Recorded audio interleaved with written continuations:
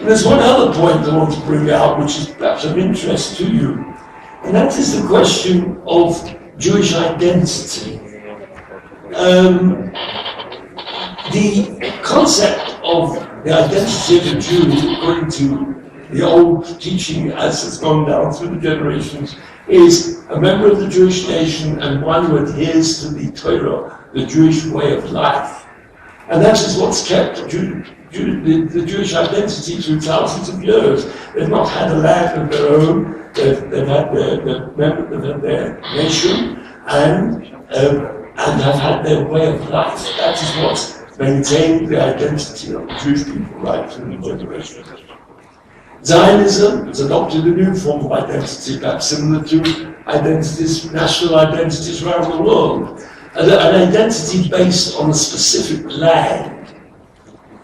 And I suppose it could be one of the reasons for the current popularity of Zionism, in that they have said that Zionism have come along and offered people the opportunity of having what they consider to be also a Jewish identity without the trappings, without the, if you like, the restrictions of having to live one's life according to the Jewish religion. It's a restriction, of course, it's we are brought up to it, and it's not, we don't consider it as a restriction, but some people may do.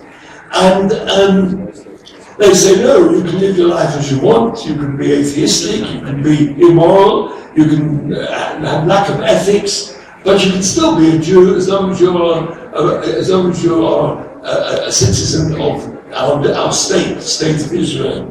But of course, this is not a Jewish identity. This is something completely different. This is an Israeli identity. So Zionism has produced a new form of identity which they think, or what many in the world think is Jewish, but it's not. It's an Israeli identity. It is not the old Jewish identity which has been handed down through the generations. So, Zionists do not truly represent the Jewish people. This is an important thing. And another very important thing, I'm not going to dwell on that very much today, but it's a very important subject, is that anti-Zionism is not anti-Semitism. The Zionists would have the world believe that if you oppose them, anybody opposing their view, their ideal and their state is guilty of anti-Semitism. But of course that's nonsense. Anti-Zionism has nothing to do with anti-Semitism. Being against their approach, their way of life, their deeds has nothing to do with the old bigoted form of anti-Semitism, which of course is not acceptable. So, the job of those setting up cinema, the alternative cinema or cinematic producers is to correct the error of what the picture of Zionism is, and try to show in their various productions what Zionism is in its true light, in the light along the lines that I've described to you today. But there's a danger of, and this is important, there's a danger of the pendulum swinging in the other direction. I mean to say that the alternative cinematic producers may well assume as well that Zionism and Judaism are one and the same. But they may well begin to present Jews as a whole as we see Zionism. They will present Jews as a whole as a harsh, racist people.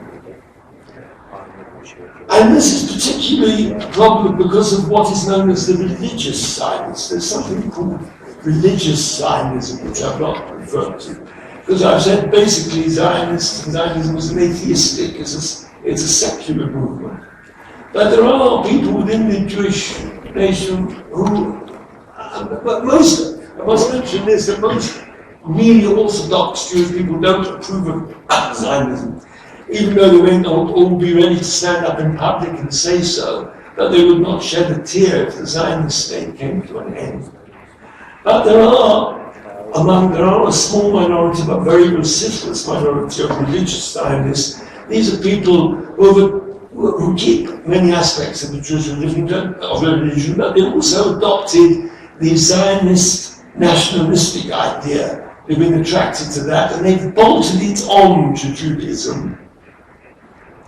And they also adopted the harsh Zionist approach to anybody opposing their ideas. And this is an image that can come out as being the image of the Jewish people today.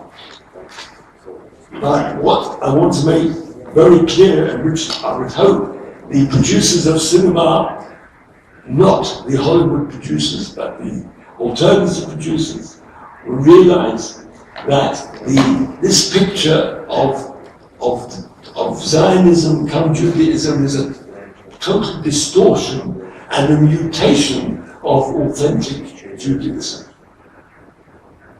So once again, our plea is to present Jews and Judaism in the true age-old image of being a peace-loving, compassionate, and considerate people. Do not blame the Jews and Judaism for the wrongdoings of the Zionists and Zionism. Incidentally, and I'm just going to finish with that, our view is that the Zionist state, as it exists today, the concept of the Zionist state, is the underlying cause of strife within the Middle East. It's only because of the very existence of the Zionist state that there is strife in the Middle East.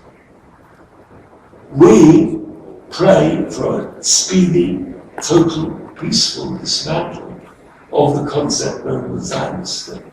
There will be no peace in the Middle East until such time arrives.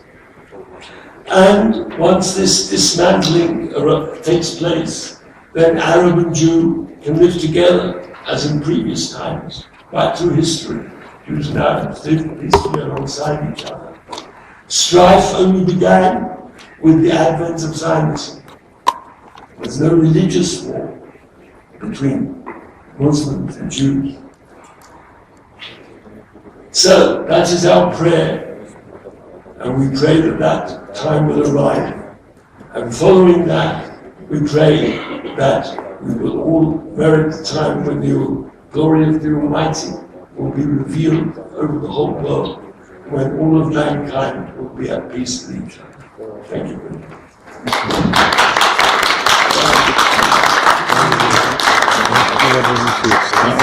Thank you, Rabbi.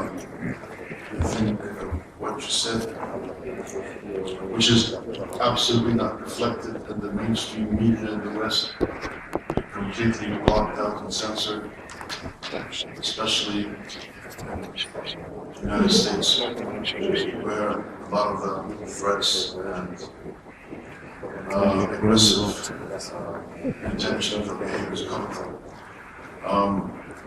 Let me just add this point that Iran has been the home of many important Old Testament prophets, Daniel, Ezekiel, Daniel in Shush, Susa, Ezekiel in Yeshua, primary very important Old Testament prophets, and Joshua in Isfahan, which we have not done enough work on reflecting this truth, and also the ancient history of the Jewish people living in Iran, even during the Zoroastrian days, peacefully, onto the Islamic era, peacefully, up to this day.